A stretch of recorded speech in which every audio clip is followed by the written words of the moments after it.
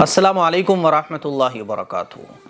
کسی بھی غیر مسلم کے مرنے پر کوئی بھی ایسی بات بولنا یا کوئی بھی ایسی بات لکھنا جس سے اس کے گھر والے ہرٹ ہوتے ہوں، اس کے ریلیٹیوز ہرٹ ہوتے ہوں، یا مرنے والے کی توہین اور بے عزتی ہوتی ہو، کوئی بھی ایسی بات بولنا لکھنا جائز نہیں ہے۔ یہ بات میں اس لیے بول رہا ہوں کیونکہ سوال یہ پوچھا گیا ہے کہ مفتی صاحب غیر مسلم سنگرز کے انتقال پر یا کوئی بھی غیر مسلم ایکٹر، ایکٹریس، سنگرز کے انتقال پر فی ناری جہنم خالدین کہنا اور انا للہ و انا الیہ راجعون کہنا کیسا ہے؟ تو اس کا جواب میں دے رہا ہوں کہ کوئی بھی ایسی بات جس سے اس کے گھر والے ہرٹ ہوتے ہوں یا مرنے والے کی توہین اور بے عزتی ہوتی ہو، ایسی کوئی بھی بات کہنا یہ جائز نہیں ہے۔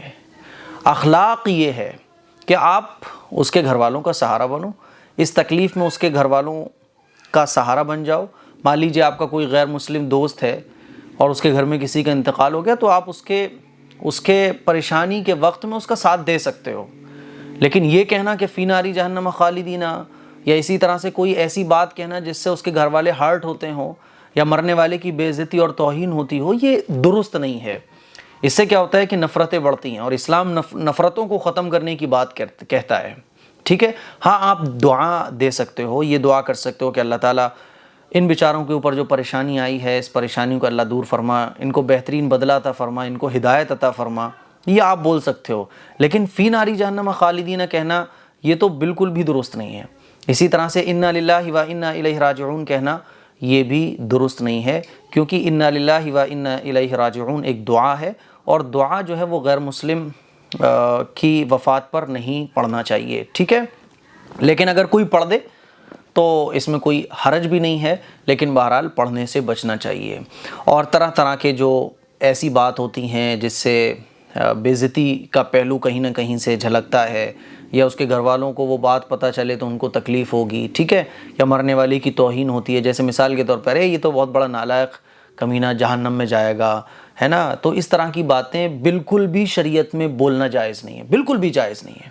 ہاں اگر کوئی ظالم تھا، بہت بڑا کمینہ آدمی تھا، جس سے جو غریبوں کے حق مارا کرتا تھا، جو غریبوں کا خون چوسا کرتا تھا، جو ملک اور ملت کے لیے برا چاہتا تھا، جو انسانوں کا دشمن تھا، کمزوروں پر ظلم اٹھاتا تھا، اس کے لیے تو آپ کچھ بھی بولو، ٹھیک ہے، لیکن ڈائریکٹلی آپ کسی کو جہنم میں جانے کی بات بولو، یہ بالکل بھی درست نہیں ہے۔ کسی کے بارے میں آپ ڈائریکٹ یہ نہیں کہہ سکتے کہ یہ جہنم میں جائے گا۔ تو جتنے بھی اس ہفتے میں میرے خیال میں 2 سنگرز تھے، یہ بات اس لیے پوچھی جا رہی ہے کیونکہ اسی ہفتے میں 2 سنگرز کا انتقال ہوا ہے۔ کے نام سے تھا کوئی، اور ایک موسے والا، اس ٹائپ سے کچھ نام تھا۔ تو ان دونوں کا انتقال ہو گیا، اور یہ دونوں ایسے سنگرز تھے جو کامیابی کی طرف جا رہے تھے، اور آنے والے وقت میں یہ بہت بلندی پر پہنچنے والے تھے، لیکن اچانک سے انتقال ہو گیا۔ ایک کو تو جو ہے وہ مار دیا گیا، شوٹ کر دیا گیا، اور دوسرے کا جو ہے وہ پرفارمنس کے بعد اچانک سے پتہ نہیں کیا ہوا، انتقال ہو گیا۔ تو یہ موتیں ہمیں سبق بھی دیتی ہیں کہ دیکھو اصل دنیا نہیں ہے بلکہ اصل آخرت ہے۔ دنیا کے اندر چھوٹی سے چھوٹی چیز بھی بغیر مقصد کے نہیں بنائی جاتی، تو پھر اتنی بڑی کائنات اور اتنی قیمتی زندگی اللہ تعالیٰ نے بغیر مقصد کے ہمیں کیسے دے دی ہوگی؟ ہماری زندگی کا مقصد کیا ہے؟ قرآن مجید میں اللہ تعالیٰ ارشاد فرماتا ہے وَمَا خَلَقْتُ الْجِنَّ وَالْإِنسَ إِلَّا لِيَعْبُدُونَ، کہ ہم نے جناتوں کو اور انسانوں کو اپنی عبادت کے لیے پیدا کیا ہے۔ تو یہ جو موتیں ہوتی ہیں یہ ہمیں سبق بھی دیتی ہیں کہ دیکھو سب کچھ دنیا نہیں ہے، سب کچھ دنیا نہیں ہے، تم کتنا ہی اس دنیا کے لیے کچھ کر لو، آخر تمہیں سب کچھ چھوڑ کر جانا ہے۔ اصل آخرت ہے، آخرت کی تیاری کرو۔ تو بہت سارے ہمارے مسلم نوجوان ہیں، بہت سارے ہماری مسلم لڑکیاں ہیں، کوئی سنگر بننا چاہتا ہے، کوئی ایکٹر اور ایکٹریس بننا چاہتا ہے، کوئی کچھ بننا چاہتا ہے، کوئی کچھ بننا چاہتا ہے، تو وہ ایسی موتوں سے نصیحت حاصل کریں کہ آپ کس روٹ کو پکڑے ہوئے ہو، آپ کس راستے کی طرف جا رہے ہو۔ ایک راستہ ہمارے پاس وہ بھی ہے جس سے ہمارے ملک کی خدمت بھی ہو سکتی ہے، جس سے ہماری قوم کی بھی خدمت ہو سکتی ہے، اور جس سے ہم اپنے رب کو بھی حاصل کر سکتے ہیں۔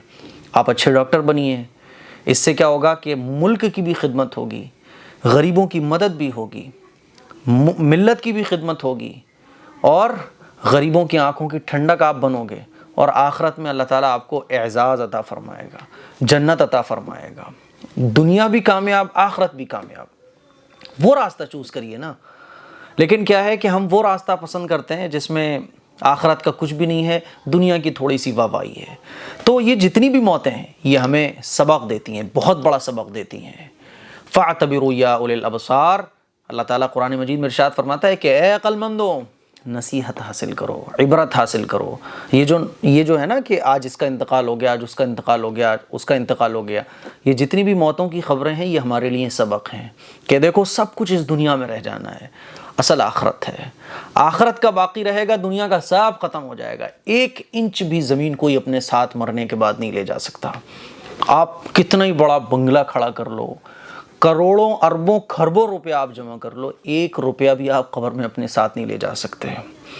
1 انچ جگہ بھی آپ اپنے ساتھ قبر میں نہیں لے جا سکتے۔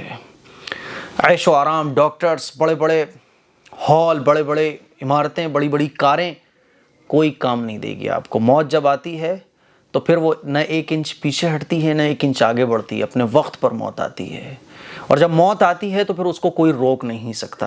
یہ بیماریاں تو اس موت کے بہانے ہوتی ہیں۔